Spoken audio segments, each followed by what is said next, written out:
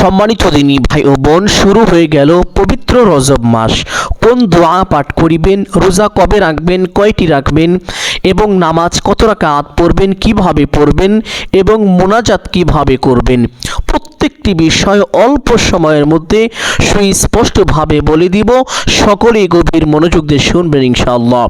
সম্মানিত দিনী ভাই ও বোন আমার, পবিত্র এই রজব মাস আল্লাহ তাআলার কাছে অত্যন্ত দামি, খুবই সম্মানিত ফজিলতের একটি মাস। এ মাস এতটাই দামি যে আল্লাহ তাআলা যেই দিন এই পৃথিবী সৃষ্টি করেছেন ঠিক সেই দিন থেকে 12টি মাস সৃষ্টি করেছেন। আর এই 12টি মাসের মধ্যে 4টি মাসকে আল্লাহ তাআলা বিশেষভাবে মর্যাদা সম্পূর্ণ করেছেন।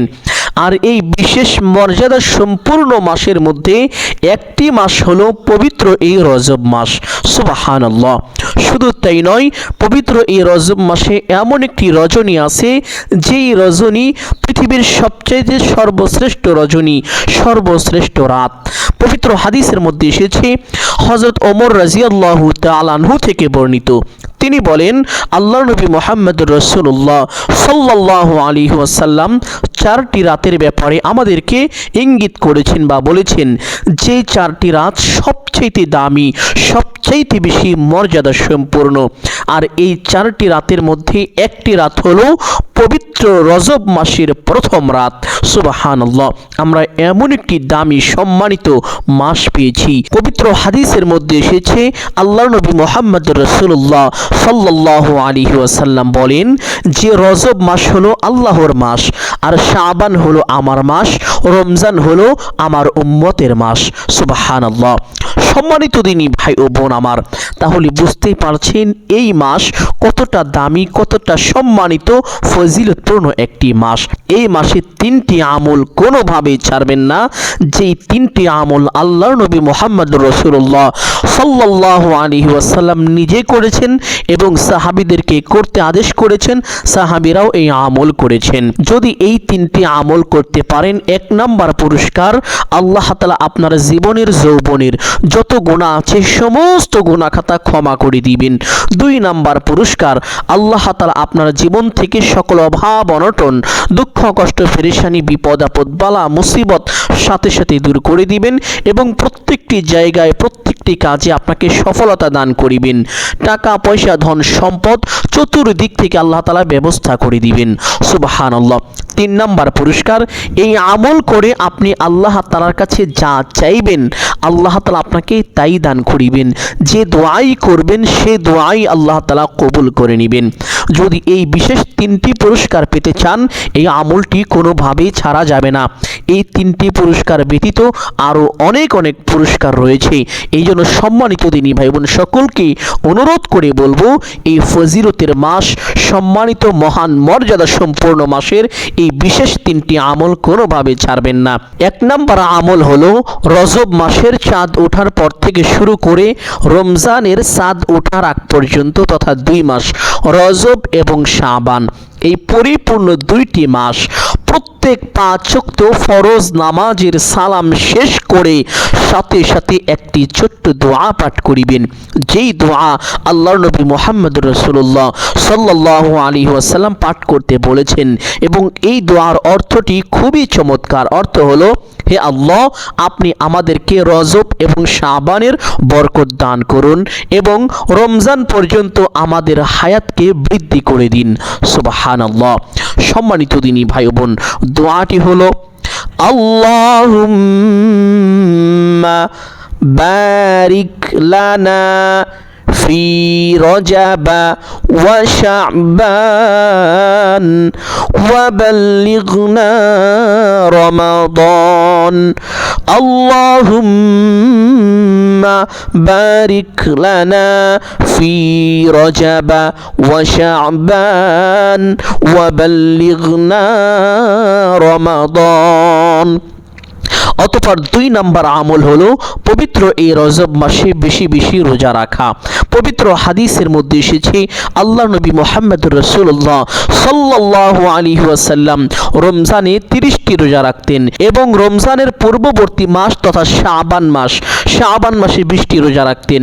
শাবানের পূর্ববর্তী মাস তথা রজব মাস, পবিত্র এই রজব মাসে 10টি রোজা রাখতেন। এই জন্য সম্মানিত দিনী ভাই বোন, পবিত্র এই রজব মাসে কমপক্ষে 10টি রোজা অবশ্যই রাখার চেষ্টা করিবেন। এখন কথা হলো এই রোজা কবে কবে রাখবেন বা কবে থেকে শুরু করবেন, কবে গিয়ে শেষ করবেন। সম্মানিত দিনী ভাই বোন, পবিত্র এই রজব মাসে নির্দিষ্ট করা নেই যে ওই দিন রোজা রাখতে হবে বা অমুক দিন রাখা যাবে না। আপনি যে কোনো দিন রাখতে পারেন, কোনো সমস্যা নেই। 10টি হলেই আল্লাহর নবী সাল্লাল্লাহু আলাইহি ওয়াসাল্লামের সেই সুন্নত আদায় হয়ে যাবে। তবে সম্মানিত দিনী ভাই বোন, চেষ্টা করিবেন পবিত্র এই মাসের 13, 14, 15 আইয়ামে বীজের যে রোজা বলা হয়ে থাকে এই রোজা পালন করবেন এবং সোমবার, বৃহস্পতিবার ও শুক্রবার, প্রত্যেক সপ্তাহের সোমবার, বৃহস্পতিবার এবং শুক্রবার এই 3 দিন আপনারা অবশ্যই রোজা রাখবেন ইনশাআল্লাহ। সম্মানিত দিনী ভাই ও বোন, তাহলে আশা করি বুঝতে পেরেছেন রোজা রাখার বিষয়টি। 3 নাম্বার আমল হলো বেশি বেশি নফল নামাজ পড়া। পবিত্র হাদিসের মধ্যে এসেছে আল্লাহর নবী মুহাম্মদুর রাসূলুল্লাহ সাল্লাল্লাহু আলাইহি ওয়াসাল্লাম পবিত্র এই রজব মাস আসার সাথে সাথে কোমরে গামছা বেঁধে আমল করার জন্য নেমে পড়তেন, মরিয়া হয়ে পড়তেন। সুবহানাল্লাহ। সম্মানিত দিনী ভাই ও বোন আমার, আরেকটি হাদিসের মধ্যে এসেছে হযরত সালমান ফারসি রাদিয়াল্লাহু তাআলা আনহু থেকে বর্ণিত। তিনি বলেন, পবিত্র রজব মাসের প্রথম রাতে 10 রাকাত নফল নামাজ পড়তে হয়। এই 10 রাকাত নফল নামাজ পড়ে আল্লাহর নবীর শেখানো একটি ছোট্ট দোয়া শুধুমাত্র 11 বার পাঠ করে আপনি আল্লাহ তাআলার কাছে দুহাত তুলে 2 ফোঁটা চোখের পানি ছেড়ে দিয়ে কোনো কিছু চাইতে পারেন, আল্লাহ তাআলা আপনার কপাল খুলে দিবেন, ভাগ্যকে পরিবর্তন করে দিবেন। যা চাইবেন আল্লাহ তাআলা আপনাকে তাই দান করিবেন। অনেকেই অভাবগ্রস্ত, অনেকেই ঋণগ্রস্ত, লক্ষ লক্ষ কোটি কোটি টাকা ঋণ করে ফেলেছেন, কোনোভাবেই ঋণ পরিশোধ হচ্ছে না। আমি বলবো এই ছোট্ট আমলটি করুন, আল্লাহ তাআলা আপনার জীবনের সমস্ত অভাব অনটন, দুঃখ কষ্ট পেরেশানি, বিপদ আপদ, বালা মুসিবত সাথে সাথে দূর করে দিবেন। চতুর্দিক থেকে টাকা পয়সা ধন সম্পদ আল্লাহ তাআলা আপনাকে ব্যবস্থা করে দিবেন। আপনি অবাক হয়ে যাবেন, আশ্চর্য হয়ে যাবেন, এমন এমন জায়গা থেকে আপনি রিজিক প্রাপ্ত হবেন। সুবহানাল্লাহ। সম্মানিত দিনী ভাই বোন, অনেকে আছেন ব্যবসা বাণিজ্য করেন, কামাই রুজি করেন, কিন্তু উন্নতি হয় না, লাভ হয় না, দিন দিন ক্ষতির মধ্যে পড়ে যাচ্ছেন, বড় লোকসান হয়ে যাচ্ছে, কোনোভাবে সফল হতে পারছেন না, যেদিকেই যান শুধু ব্যর্থ হয়ে যান। আমি বলবো এই ছোট্ট আমলটি করুন, আল্লাহ তাআলা প্রত্যেকটি জায়গায় প্রত্যেকটি কাজে আপনাকে পূর্ণ সফলতা ও উন্নতি দান করিবেন। সকল প্রকার ব্যর্থতা ও অবনতি থেকে নিজ কুদরতি হাতে হেফাজত করবেন। সুবহানাল্লাহ। অনেকে আছেন চাকরি খুঁজছেন, চাকরির ব্যবস্থা হচ্ছে না। আমি বলবো এই ছোট্ট আমলটি করুন, আল্লাহ তাআলা অতি দ্রুত আপনাকে ভালো চাকরির ব্যবস্থা করে দিবেন। অনেকেই বিদেশ যেতে চান, ভালো ভিসা পান না। আমি বলবো এই ছোট্ট আমলটি করুন, আল্লাহ তাআলা আপনাকে উন্নত মানের ভালো ভিসার ব্যবস্থা করে দিবেন, যেটা আপনার জন্য অত্যন্ত উপকারী হবে। সুবহানাল্লাহ। অনেকে আছেন যাদের সন্তানাদি হয় না, অনেক ডাক্তার দেখিয়েছেন, কবিরাজ দেখিয়েছেন, অনেক আমল করেছেন, অনেক দোয়াও করেছেন, কোনোভাবে সন্তান হচ্ছে না। আমি বলবো এই ছোট্ট আমলটি করুন, আল্লাহ তাআলা অবশ্যই আপনাকে অতি দ্রুত নেককার সলিহিন সন্তান দান করিবেন, যেই সন্তান আপনার জন্য দুনিয়া ও আখিরাতের প্রত্যেকটি জায়গায় কল্যাণকর হবে। সুবহানাল্লাহ। সম্মানিত দিনী ভাই ও বোন, এই আমলটি কখন করিবেন, কিভাবে করিবেন, প্রত্যেকটি বিষয় আপনাদেরকে সুস্পষ্টভাবে বলে দিব। সকলেই গভীর মনোযোগ দিয়ে শুনবেন ইনশাআল্লাহ। যদি আপনি রজবের প্রথম রাতে এই আমলটি করতে না পারেন, তাহলে রজব মাস শেষ হওয়ার আগে যে কোনো এক রাতে আপনি এই আমলটি করতে পারেন, কোনো সমস্যা নেই। যদি তাও না পারেন, শাবানের যে কোনো এক রাতে করবেন। যদি তাও না পারেন, রমজানের যে কোনো এক রাতে এই আমলটি অবশ্যই করবেন ইনশাআল্লাহ। এই আমলটি খুবই দামি, অত্যন্ত ফজিলতপূর্ণ একটি আমল। সম্মানিত দিনী ভাই বোন, আপনি এই আমলটি করার জন্য রাতের 2টা বা 3টার দিকে ঘুম থেকে জাগ্রত হবেন। আর ওই সময় অত্যন্ত দামি, কারণ আল্লাহ তাআলা প্রথম আসমানে তখন অবতরণ করেন। আল্লাহ তাআলা বান্দাদেরকে নিজ থেকেই ডাকতে থাকেন আর বলতে থাকেন, ও আমার বান্দা, কে আছো ক্ষমা প্রার্থী, আমার কাছে ক্ষমা চাইবে, আমি তোমার সমস্ত গুনাহ খাতা ক্ষমা করে দিব। কে আছো অভাবগ্রস্ত, আমার কাছে রিজিক চাইবে, আমি তোমাকে ভরপুর রিজিক দান করিব। কে আছো ঋণগ্রস্ত, আমার কাছে সাহায্য চাইবে, আমি তোমার সমস্ত ঋণকে কুদরতিভাবে পরিশোধ করে দিব। কে আছো সন্তান হয় না, আমার কাছে সন্তান চাইবে, আমি তোমাকে নেককার সলিহিন সন্তান দান করিব। কে আছো কার কি প্রয়োজন, আমার কাছে চাইবে, আমি তোমার সমস্ত প্রয়োজনকে মিটিয়ে দিব। সুবহানাল্লাহ। আল্লাহ তাআলা এইভাবে ডাকতে থাকেন আর বলতে থাকেন। এই জন্য সম্মানিত দিনী ভাই ও বোন, রাতের 2টা বা 3টার দিকে ঘুম থেকে উঠে উত্তম রূপে অজু করিবেন। অজুর পূর্বে ছোট্ট 2টি বিষয় অবশ্যই লক্ষ্য করবেন। 1 নম্বর বিষয় হলো অজুর পূর্বে অজুর নিয়ত করা। অনেকেই জানেন না অজুর নিয়ত কিভাবে করতে হয়, অথচ কিতাবের মধ্যে এসেছে অজুর পূর্বে নিয়ত না করিলে অজু পরিপূর্ণ হয় না, অজু সহি হয় না। এই জন্য অবশ্যই অজুর পূর্বে নিয়ত করিবেন এইভাবে। আপনি আপনার মনে মনে সংকল্পনা করিবেন, ধারণা করিবেন যে এখন আমি আল্লাহ তাআলার সন্তুষ্টির জন্য অজু করছি, তাহলেই আপনার অজুর নিয়ত হয়ে যাবে। অতঃপর একবার বিসমিল্লাহির রহমানির রহিম পাঠ করে অজু আরম্ভ করিবেন। অজুর প্রত্যেকটি অঙ্গ প্রত্যঙ্গ গভীর মনোযোগ সহকারে ধৌত করিবেন। চুপচাপ অজু শেষ করে আপনার ডান হাতের শাহাদাত আঙ্গুলটি আসমানের দিকে সোজা করে দিয়ে একটি ছোট্ট কালিমা শুধুমাত্র একবার যদি পাঠ করিতে পারেন, আল্লাহর নবী মুহাম্মদুর রাসূলুল্লাহ সাল্লাল্লাহু আলাইহি ওয়াসাল্লাম বলেছেন, আল্লাহ তাআলা আপনার জন্য জান্নাতের 8টি দরজা খুলে দিবেন। আপনি জান্নাতের যেই দরজা দিয়ে ইচ্ছে সেই দরজা দিয়ে সসম্মানে বিনা হিসাবে জান্নাতে প্রবেশ করতে পারবেন। আপনার জন্য কোনো বাধাই থাকবে না। সুবহানাল্লাহ। এই জন্য সম্মানিত দিনী ভাই বোন, আপনি যদি চান আপনার জান্নাতে যাওয়ার পথ অতি সহজ হোক, সুগম হোক, তাহলে অবশ্যই প্রত্যেক ওজুর পরে ছোট্ট কালিমাটি একবার এইভাবে পাঠ করিবেন। আশহাদু আল্লা ইলাহা ইল্লাল্লাহু ওয়াহদাহু লা শারীকা লাহ ওয়া আশহাদু আন্না মুহাম্মাদান আবদুহু ওয়া রাসূলুহু।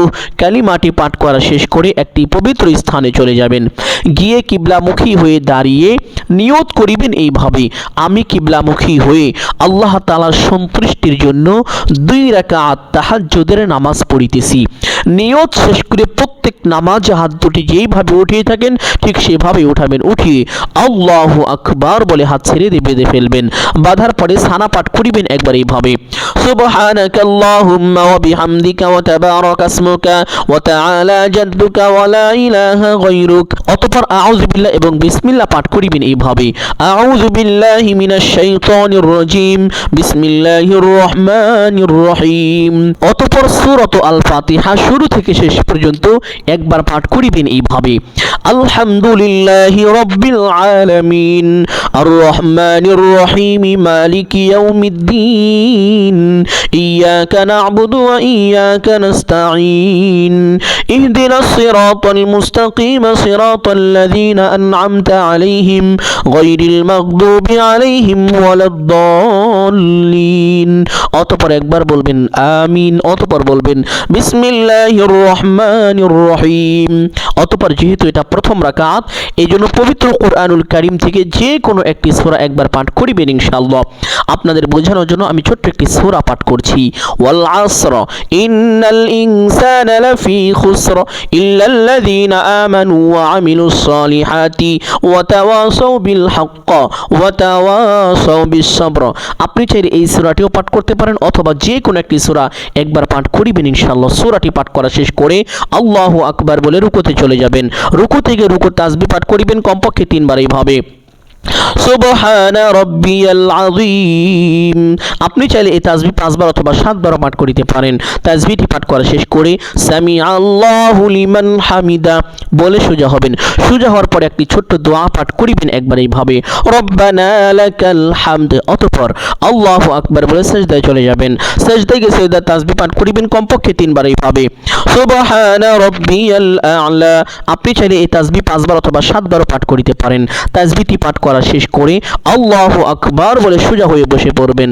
বসে দুই সেজদার মাঝখানে একটি গুরুত্বপূর্ণ দোয়া আছে, যদি সেই দোয়াটি পারেন তাহলে একবার এইভাবে পাঠ করিবেন, আল্লাহুম্মা গফিরলি ওয়ারহামনি ওয়াহদিনি ওয়াআফিনি ওয়ারযুকনি। আর যদি দোয়াটি না পারেন পাঠ করতে হবে না, কোনো সমস্যা নেই, একটু সময় বসে অপেক্ষা করিবেন, অতঃপর আল্লাহু আকবার বলে আরেকটি সেজদায় চলে যাবেন। সেজদায় গিয়ে সেজদার তাসবিহ পাঠ করিবেন কমপক্ষে 3 বার এইভাবে, সুবহানা রাব্বিয়াল আ'লা। আপনি চাইলে এই তাসবিহ 5 বার অথবা 7 বার পাঠ করিতে পারেন। তাসবিহটি পাঠ করা শেষ করে আল্লাহু আকবার বলে সোজা হয়ে দাঁড়িয়ে যাবেন। দাঁড়িয়ে হাত দুটি বেঁধে ফেলবেন, অতঃপর বিসমিল্লাহ পাঠ করিবেন একবার এইভাবে, বিসমিল্লাহির রহমানির রহিম। অতঃপর সূরাত আল ফাতিহা শুরু থেকে শেষ পর্যন্ত সহি শুদ্ধ করে একবার পাঠ করিবেন ইনশাআল্লাহ। অতঃপর একবার বলবেন আমিন, অতঃপর বলবেন বিসমিল্লাহির রহমানির রহিম। অতঃপর যেহেতু এটা দ্বিতীয় রাকাত, এই জন্য পবিত্র কোরআনুল কারীমের ছোট্ট সূরার মধ্যে অন্যতম একটি সূরা হলো সূরাত আল ইখলাস তথা কুল হুয়াল্লাহর সূরা।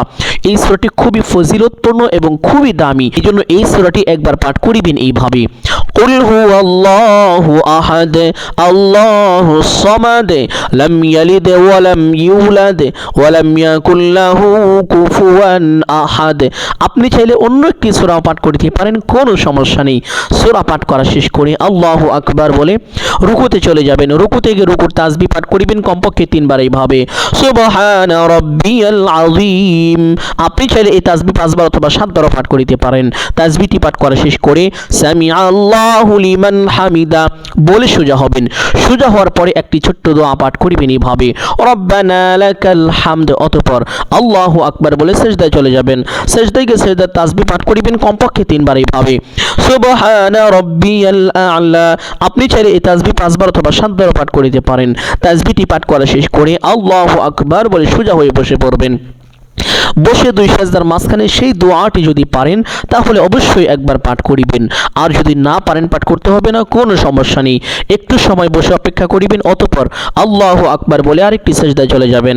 সেজদায় গিয়ে সেজদার তাসবিহ পাঠ করিবেন কমপক্ষে 3 বার এইভাবে, সুবহানা রাব্বিয়াল আ'লা। আপনি চাইলে এই তাসবিহ 5 বার অথবা 7 বার পাঠ করিতে পারেন। তাসবিহটি পাঠ করা শেষ করে আল্লাহু আকবার বলে সোজা হয়ে বসে পড়বেন। বসে প্রথমে তাশাহুদ পাঠ করিবেন, অতঃপর দুরূদ শরীফ পাঠ করিবেন, অতঃপর দোয়ায়ে মাসুরা একবার পাঠ করে ডান দিকে সালাম দিবেন এইভাবে, আসসালামু আলাইকুম ওয়া রাহমাতুল্লাহ। অতঃপর বাম দিকে একটি সালাম দিবেন এইভাবে, আসসালামু আলাইকুম ওয়া রাহমাতুল্লাহ। এইভাবে দুইটি সালাম দিয়ে নামাজটি শেষ করবেন। সম্মানিত দিনী ভাই বোন, এই 2 রাকাত নামাজ আমি যেভাবে আপনাদেরকে পড়ে দেখিয়েছি ঠিক এরকম ভাবে 2 রাকাত করে 10 রাকাত নামাজ আপনারা পড়ার চেষ্টা করিবেন। যদি 10 রাকাত পড়তে না পারেন কমপক্ষে 2 রাকাত হলেও আপনারা পড়বেন ইনশাআল্লাহ।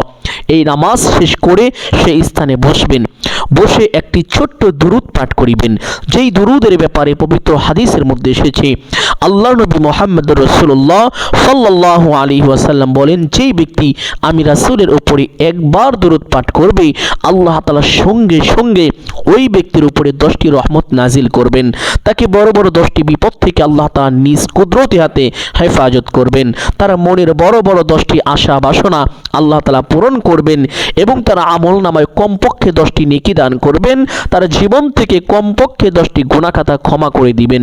শুধু তাই নয়, আল্লাহ নবী সাল্লাল্লাহু আলাইহি ওয়াসাল্লাম আরও বলেন, যে ব্যক্তি দুনিয়াতে যত বেশি আমি রাসূলের উপরে দুরূদ পাঠ করবে ওই ব্যক্তি কাল হাসরের ময়দানে আমি রাসূলের তত বেশি নিকটবর্তী হবে, আর নবীজি সাল্লাল্লাহু আলাইহি ওয়াসাল্লাম ওই ব্যক্তির জন্য আল্লাহ তাআলার দরবারে সুপারিশ পেশ করবেন। সুবহানাল্লাহ।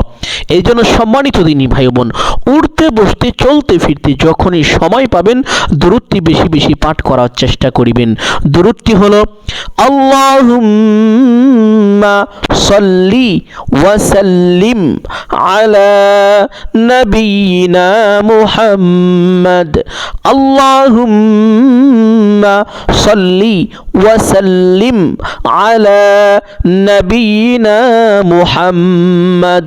আমলের সময় এই ছোট্ট দুরূদটি কমপক্ষে একবার হলেও পাঠ করিবেন ইনশাআল্লাহ। দরুদটি পাঠ করা শেষ করে একটি ইস্তেগফার পাঠ করিবেন। যেই ইস্তেগফারের ব্যাপারে পবিত্র হাদিসের মধ্যে এসেছে, যদি এই ইস্তেগফারটি পাঠ করিতে পারেন সাথে সাথে 5টি পুরস্কার আল্লাহ তাআলার তরফ থেকে আপনি পেয়ে যাবেন। সুবহানাল্লাহ। 1 নাম্বার পুরস্কার, আল্লাহ তাআলা আপনার জীবনের সমস্ত গুনাহ খাতা ক্ষমা করে দিবেন। 2 নাম্বার পুরস্কার, আল্লাহ তাআলা আপনার জীবনের সকল অভাব অনটন দুঃখ কষ্ট পেরেশানি দুশ্চিন্তা বিপদ আপদ বালা মুসিবত দূর করে দিবেন। 3 নাম্বার পুরস্কার, মহান আল্লাহ তাআলা আপনার রুজি রোজগারের মধ্যে প্রচুর পরিমাণ উন্নতি ও বরকত দান করিবেন। চতুর্দিক থেকে অকল্পনীয়ভাবে রিজিক আসতে থাকবে। টাকা পয়সা ধন সম্পদ দিয়ে আল্লাহ তাআলা আপনাকে সাহায্য করিবেন। আপনার ঋণের পরিমাণ যদি পাহাড় সমান হয়ে থাকে আর আপনি যদি এই ইস্তেগফারটি বেশি বেশি পাঠ করিতে পারেন, আল্লাহ তাআলা অতি দ্রুত অল্প সময়ের ভিতরে আপনার সমস্ত ঋণকে পরিশোধ করে দিবেন। সুবহানাল্লাহ। 4 নাম্বার পুরস্কার হলো মহান আল্লাহ তাআলা আপনাকে সন্তানাদি দিয়ে সাহায্য করিবেন। অনেকেই আছেন যাদের সন্তানাদি হয় না, তারা যদি উঠতে বসতে চলতে ফিরতে বেশি বেশি এই ছোট্ট ইস্তেগফারটি পাঠ করিতে পারে, আল্লাহ তাআলা তাদেরকে অতি দ্রুত নেককার সলিহিন সন্তান দান করিবেন। 5 নাম্বার পুরস্কার, আল্লাহ তাআলা এই ইস্তেগফারের বরকতে আপনাকে নিরাপদে জান্নাতে পৌঁছে দিবেন এবং জান্নাতের নহর থেকে আপনাকে বিশেষ শরবত পান করাবেন।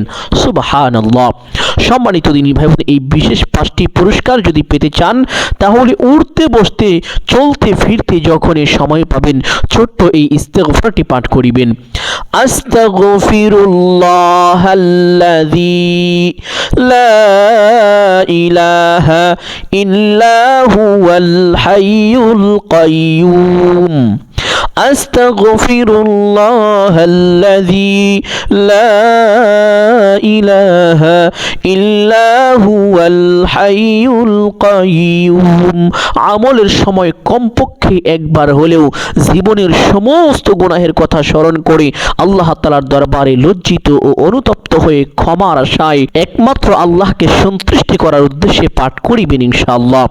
সম্মানিত দিনী ভাই বোন, ইস্তেগফারটি পাঠ করার পরে একটি ছোট্ট দোয়া পাঠ করিবেন। যেই দোয়ার ব্যাপারে কিতাবের মধ্যে এসেছে, একজন ঋণগ্রস্ত গরিব দারিদ্র ব্যক্তি এসে হযরত আলী রাদিয়াল্লাহু তাআলা আনহুর কাছে কিছু সাহায্য চাইলেন। হযরত আলী রাদিয়াল্লাহু তাআলা আনহু ওই ব্যক্তিকে বললেন, হে ভাই, আমি কি তোমাকে এমন কয়েকটি বাক্য শিখিয়ে দিব যেই বাক্যগুলো পাঠ করিলে আল্লাহ তাআলা তোমার ঋণের পরিমাণ যদি পাহাড় সমান হয়ে থাকে তবুও তোমার সমস্ত ঋণের জিম্মাদারিত্ব নিয়ে নেবেন, তোমার সমস্ত ঋণকে আল্লাহ তাআলা কুদরতিভাবে পরিশোধ করে দিবেন, তোমার উপরে আর কোনো ঋণের বোঝা থাকবে না। সুবহানাল্লাহ। অতঃপর ওই ব্যক্তিকে হযরত আলী রাদিয়াল্লাহু তাআলা আনহু একটি ছোট্ট দোয়া শিখিয়ে দিলেন। ব্যক্তিটা বাড়িতে গিয়ে আমলটি করতে লাগলেন। অল্প কয়েকদিনের ভিতরে আল্লাহ তাআলা তার সকল অভাব অনটন দূর করে দিলেন, তার সকল ঋণ পরিশোধ হয়ে গেল, তিনি ধনী হয়ে গেলেন। সুবহানাল্লাহ।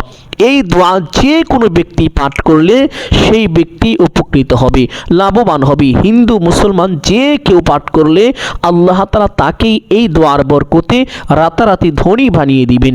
ইভেন আমি নিজেও এই দোয়ার আমল করে উপকৃত হয়েছি, আমার ঋণ পরিশোধ হয়েছে আলহামদুলিল্লাহ। আমি আশা করছি আপনারাও যদি এই দোয়ার আমল করতে পারেন অবশ্যই আপনার পাহাড় সম পরিমাণ ঋণ হলেও তা পরিশোধ হয়ে যাবে।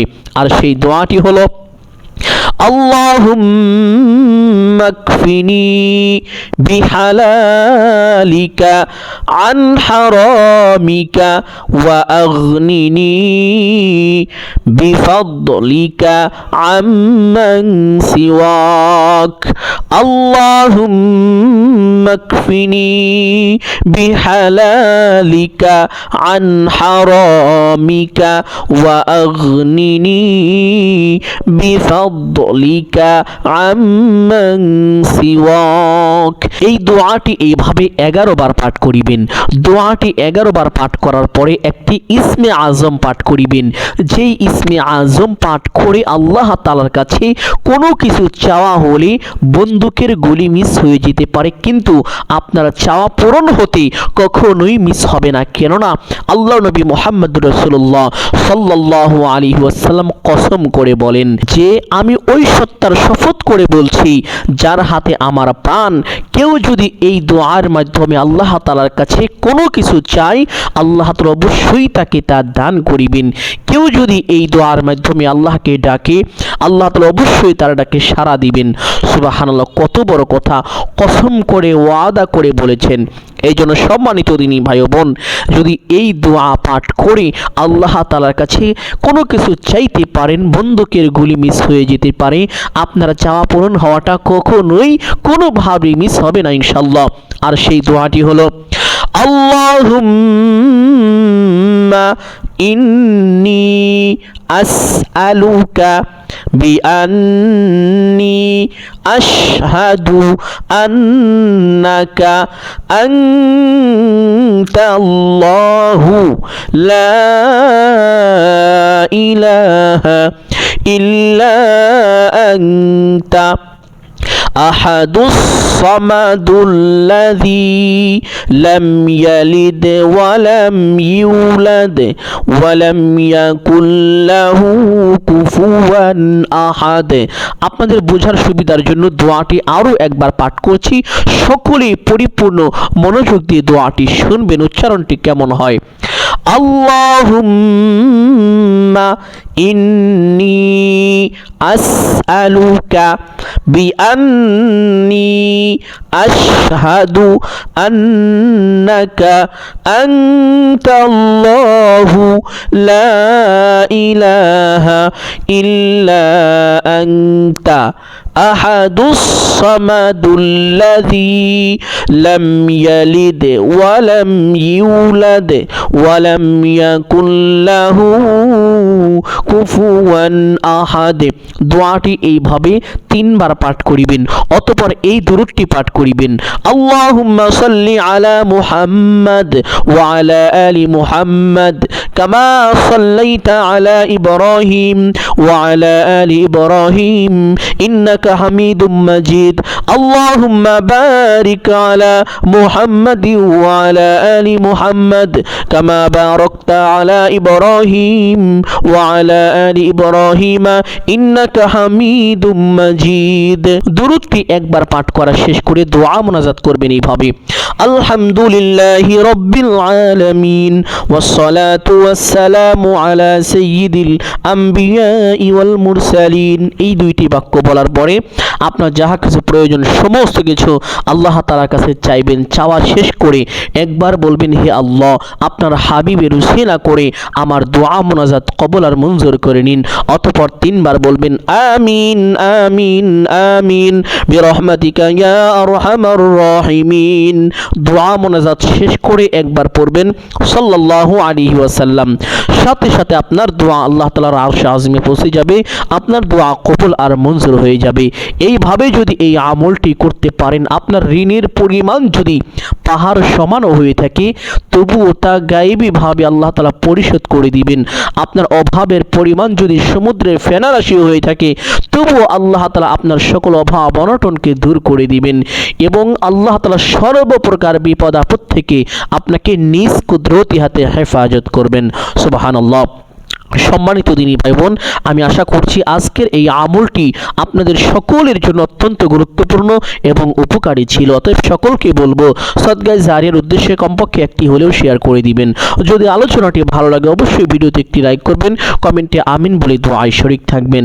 যারা এই চ্যানেলের নতুন দর্শক রয়েছেন চেষ্টা করবেন চ্যানেলটি সাবস্ক্রাইব করে রাখার জন্য।